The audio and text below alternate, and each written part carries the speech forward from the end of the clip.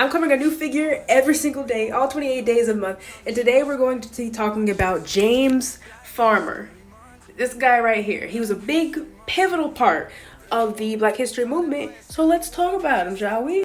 James Farmer was born January 12th, 1920 in Marshall, Texas. Birthday twin. So a little known fact about James Farmer is that he was extremely smart, right? He was a child prodigy. He enrolled as a freshman in college at Wiley University at just 14 years old, 1934, and he graduated with a bachelor's in 1938 at only 18. Yes, 14 to 18. Wow, just imagine being 18 graduating college. James then received his master's in 1941 at Howard University.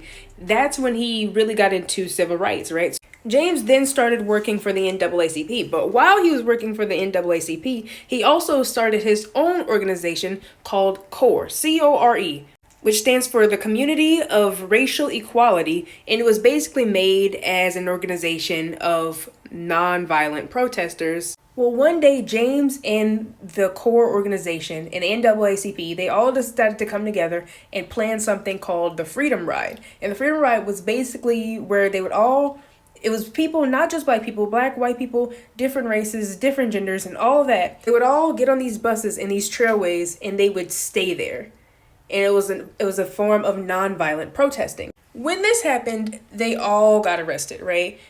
Every single last one of them. It was like 200 of them. They all got arrested. And so they decided to come up with another protest. They were going to commit like these small petty crimes, and they were going to fill the jails up with these nonviolent protesters so that they would get media attention. And both of these protests, planned by James Farmer, became two of the most beneficial reasons why buses and trailways became desegregated.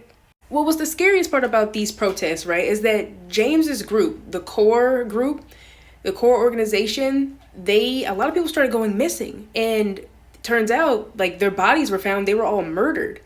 And it was a big, like, FBI investigation. This eventually led to the 1988 movie called Mississippi Burning, which talks about these murders that happened in this organization.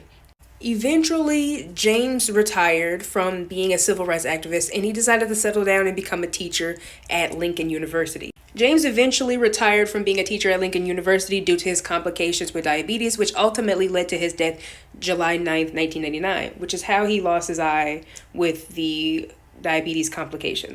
And that is the story, guys, of the one and the only James Farmer. And I think he should also be celebrated. So everyone give it up for James Farmer and have a happy Black History Month. Day 21.